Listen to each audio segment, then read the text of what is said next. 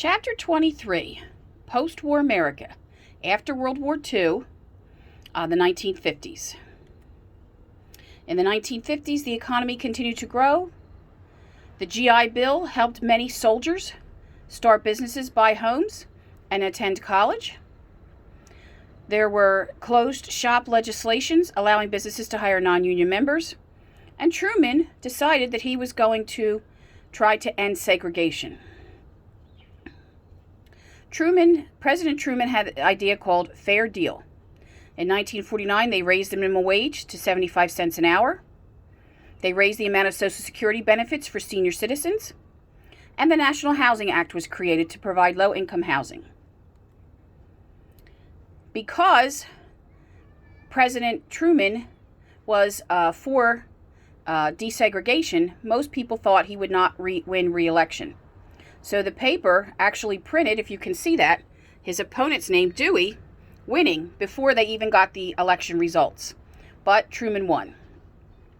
And after Truman's term was over, our next president is President Eisenhower. He was the head general fighting against Germany in World War II. Eisenhower had the idea that we are going to try to end the war with North Korea. He was more middle of the road. He didn't like a lot of change. He believed in something called dynamic conservatism, balancing changes with keeping things the way they are. And he was trying to avoid inflation. He did veto school construction and aid for public housing. He abolished one of the New Deal programs under FDR, the Reconstruction Finance Corporation. But two things he did was pass the Federal Highway Act, which created 40,000 miles of interstate highways which connected the states. And he did extend Social Security benefits for seniors. John Kenneth Galbraith said the U.S. had an economy of abundance due to new business techniques and technology. One of the first new techniques was building suburbs. The first suburb was built in Levittown, New Jersey, named after the people that built it, the Levitt family. They built 3 suburbs in our area. The first one in New York, the second one in Pennsylvania, also named Levittown, Pennsylvania, and a third one in New Jersey, which they wanted to name Levittown, but there were too many Levittowns too close together, and it wound up being called Willingboro, New Jersey. Okay. And that's just some pictures.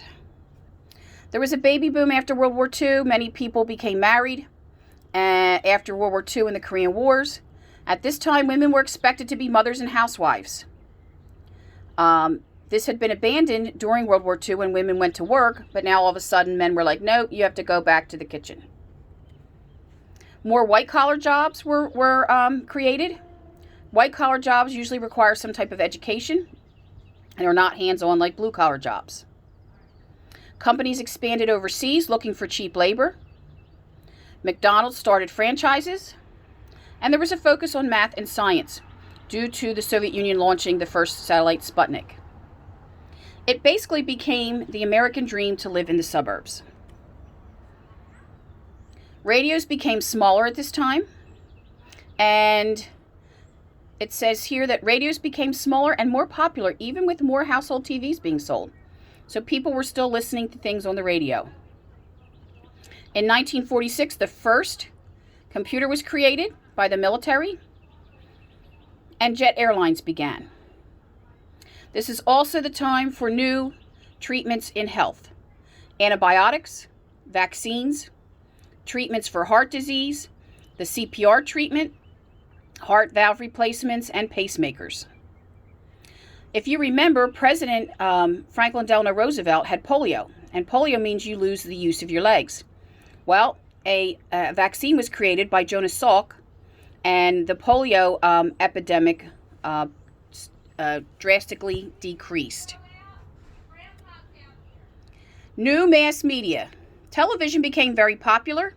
I Love Lucy was a very popular show and very controversial because Lucy was quote-unquote white and her husband was Cuban. Leave It to Beaver, Mickey Mouse Club, Ed Sullivan Show, and so on.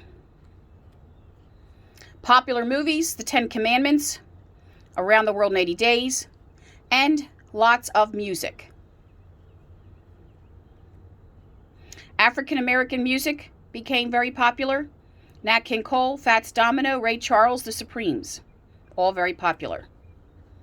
And at this time, the beatniks, they wanted to be different. They didn't want to be like everybody else. And so they had different ideas between what teenagers and college students should be doing versus adults.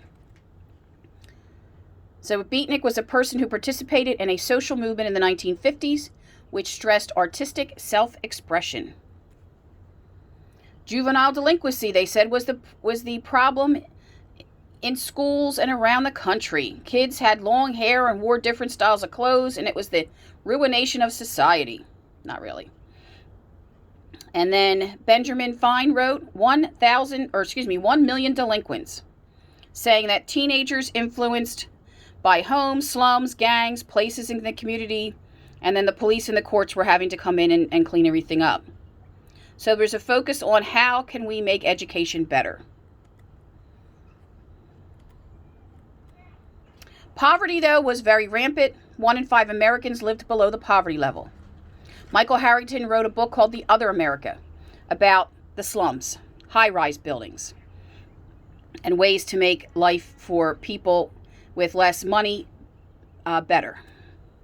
African Americans. In the 1960s, 3 million moved from the South to the North looking for work, but there was still racial discrimination in jobs, housing, and education.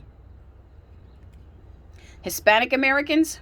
5 million Mexicans had migrated to America through the Bracero program during World War I and World War II. Many stayed and became farm laborers, but they lived in extreme poverty. Native Americans were the poorest group in America at this time. The termination policy moved Native Americans off of reservations and were forcing them into mainstream society, and their life expectancy was half that of whites and 2/3 of other minority groups. So the 1950s was a time of change. It was a time when people were starting to want to have their own identity.